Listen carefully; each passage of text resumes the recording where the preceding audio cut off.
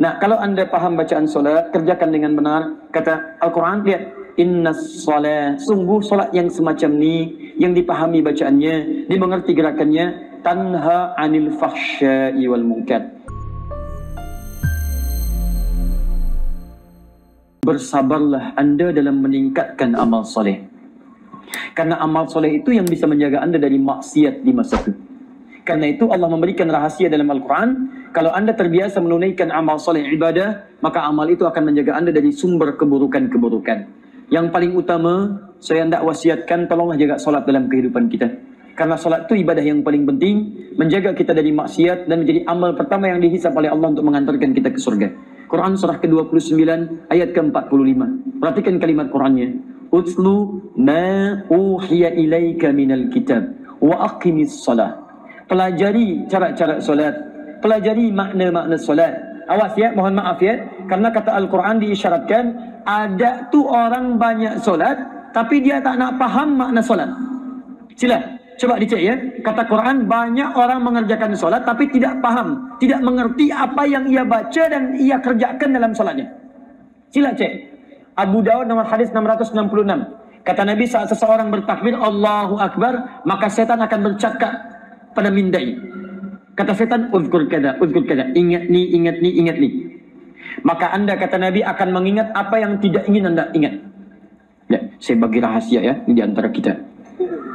Kalau anda belum nak solat, masih begini, itu anda bisa fokus, khusyuk. Tapi saat anda bertakbir, kata Nabi, Allahu Akbar, maka setan mulai berbisik kepada anda. Ingat ni ya, ingat ini, ingat ini. Anda tak percaya, sila. Nanti malam tahajud anda bangun, saat anda mulai takbir, anda bisa mengingat apa yang tidak ingin anda ingat.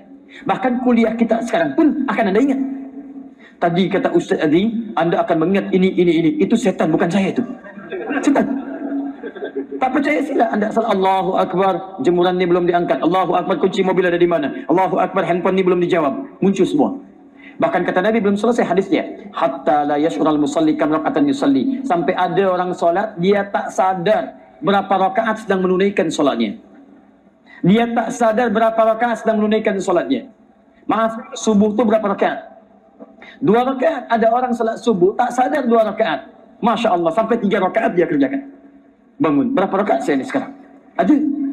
Nah, bagaimana cara mengatasinya? Ayo belajar, pahami makna solat. Jika kita bertakbir Allahu Akbar, apa maksudnya Allahu Akbar? Abu Bakar bertakbir Allahu Akbar, tangannya bergetar begini. Bergetar. Kata sahabat, kenapa mesti begitu? Kata Abu Bakar, saya takut ketika saya takbir, saya mengatakan Allahu Akbar, Allah paling agung, paling besar, tapi saya pernah merasa besar dalam hidup. Saya merasa angkuh dalam kehidupan ini. Takut saya di hadapan Allah. Bergetar beliau. Kita ini bukan sahabat, Masya Allah. Ya, tapi kadang sedikit samalah. Subuh-subuh kita di luar tu solatnya bergetar pula begini ya. Ya, dingin dia. Ayo kita belajar. Barangkali kita tak nak faham tu apa yang kita baca dalam solat. Nah, kalau anda faham bacaan solat, kerjakan dengan benar. Kata Al-Quran, lihat. Innas solat, sungguh solat yang semacam ni, yang dipahami bacaannya, dimengerti gerakannya, tanha anil fahsya'i wal munkar. Itu yang bisa mencegah 2 sumber keburukan. Jadi kalau ada orang punya sifat yang tak baik, cuma 2 sumbernya. Kalau bukan fahsya, keburukan yang dampak dari syahwat, ini mustahil ada orang solat, dia bisa berbuat fahsya. Gambar-gambar tak seronok ni, ada gambar di HP tak seronok, itu orang solat tak mungkin lihat. Tak mungkin lihat, bahkan lisannya istighfar. Dia melihat astagfirullah, dia palingkan begini. Tak ada lisan istighfar, matanya melihat astagfirullah. Astagfirullah, Masya Allah, tak ada. Orang salat dia tinggalkan tak? Sama, mungkar. Mungkar itu perbuatan buruk yang diingkari hati. Berdusta itu mungkar, mencuri mungkar, berselisih mungkar, bertengkar mungkar, korupsi mungkar.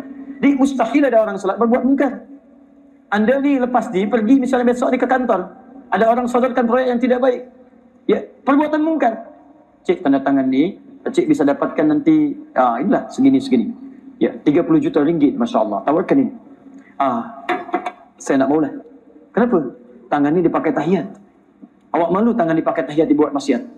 Jadi mustahil jari telunjuk orang tahiyat.